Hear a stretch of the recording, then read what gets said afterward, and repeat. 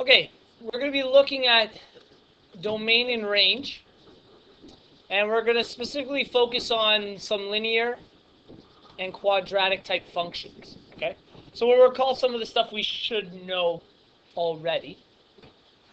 For instance, let's say that I've been given the function y equals 3x plus 2. Is this linear or quadratic? Linear, that's right. This is a linear function. This being our y-intercept at positive 2. And having a slope of 3 over what value? 1, that's right. If there's nothing there, we assume it's the 1. So we go up 1, 2, 3 over 1. 1, 2, 3 over 1. And we kind of have our line from here. It's not a very well drawn line. I'll fix that. What's important to us is we want to be able to create the domain and range of this. So our domain deals with what values? X, that's right. And is there a beginning and end to this function? No. No, so what would the domain of this function be? That's right.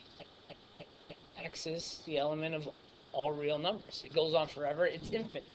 Okay. What about, excuse me, what about range? It's definitely going to deal with y. Oh, that's a silly looking bracket. And do we have any restrictions on it? Are there restrictions? No. What are the restrictions if there are? No, because just because it passes the y-axis, it still goes on forever. It's going to head downward. So with a linear function, just the function itself, so just the graph, our domain and our range are going to be infinite. It goes up and down forever and left and right. Nothing technically stops it. Okay? Let's talk about a quadratic in vertex form. So let's say we have negative 3x plus 5 minus 2 squared. Is this linear or quadratic? Yeah, I pretty much already told you. Okay. This is quadratic. How would I go about graphing this? Where's my vertex? That's right. This is the x value, just invert it, so it's our negative 5. And this is our y value, negative 2. So our vertex is at negative 5 and negative 2. So we have the vertex of our parabola. How does the negative 3 help us?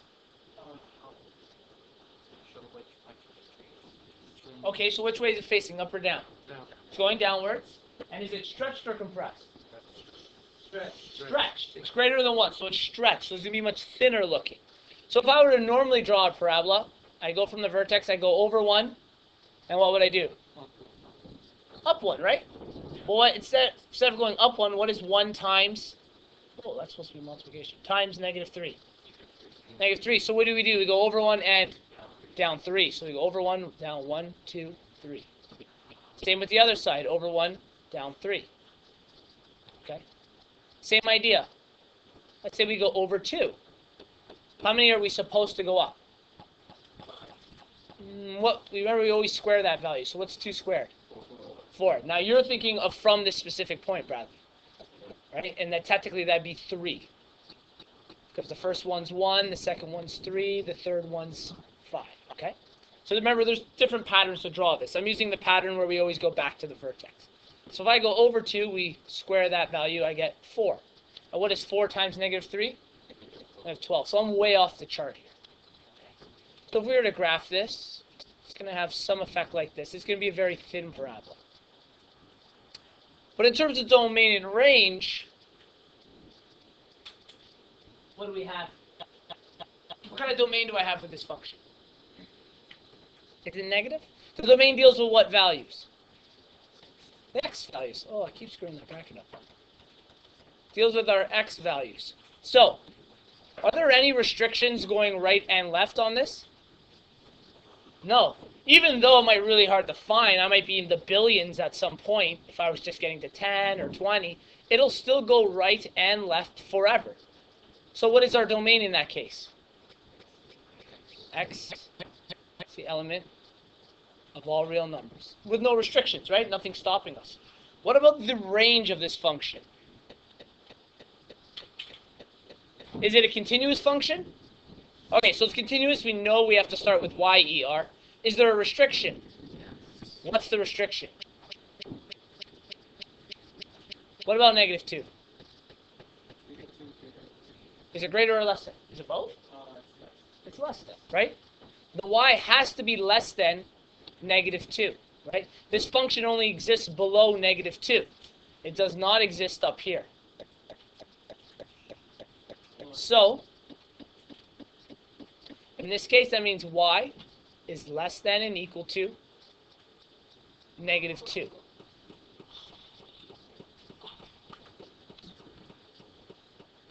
Okay, so a bit different here. I have two graphs. I've already put them up, and I've given you the equations for them. Okay. What we're going to say is I'm going to tell you about this graph. This graph here is modeling someone picking up a soccer ball, kicking it in the air, and letting it hit the ground. Okay? So this model is modeling a soccer ball in flight. And the other one, actually we'll talk about this one first. So, this is a real-world example here. This person gets a soccer ball, kicks it into the air, and then eventually gravity pulls it back down. Now, because it's a real-world example, there are restrictions on this. Okay. In the real world, we'll say that our x here is our time, in this case, and our y here is our height.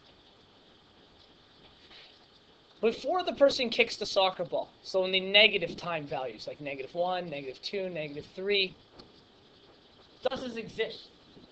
Do I count before I kick the soccer ball, or is this experiment when I start kicking the soccer ball? When I start kicking the soccer ball. So because it's a continuous function, we talk about the domain of it. The domain is going to start with xer. Okay, so our domain will be xer. X is element every real number, but there's restrictions. When does the experiment start? At what value here? 0. So even though the function itself, after we graph it, it would technically continue to go left and right forever, in the real world that doesn't happen.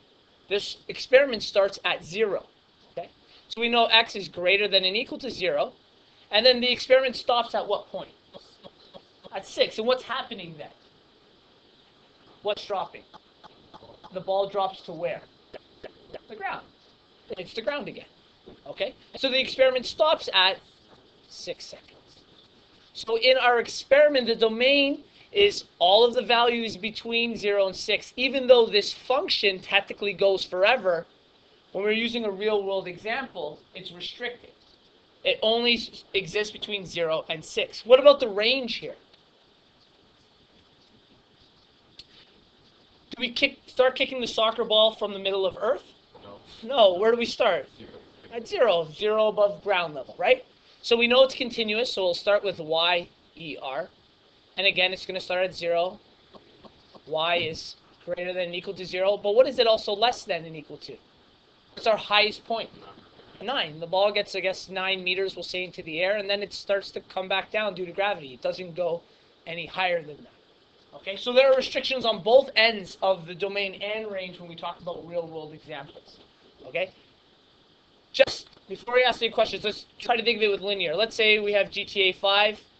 Okay, you're standing on top of a roof and you shoot a bullet. It's the ground. A linear function goes forever, right? But this experiment starts at what point? Okay, starts at 10, so we'll talk about the range first. So the highest point for us of the range, I know it's yer. Its restriction is the highest point is 10. And what's the lowest point? 0. When the bullet, I guess, hits the ground. So in this case, our range is between 0 and 10. And what about our domain? What is our domain between?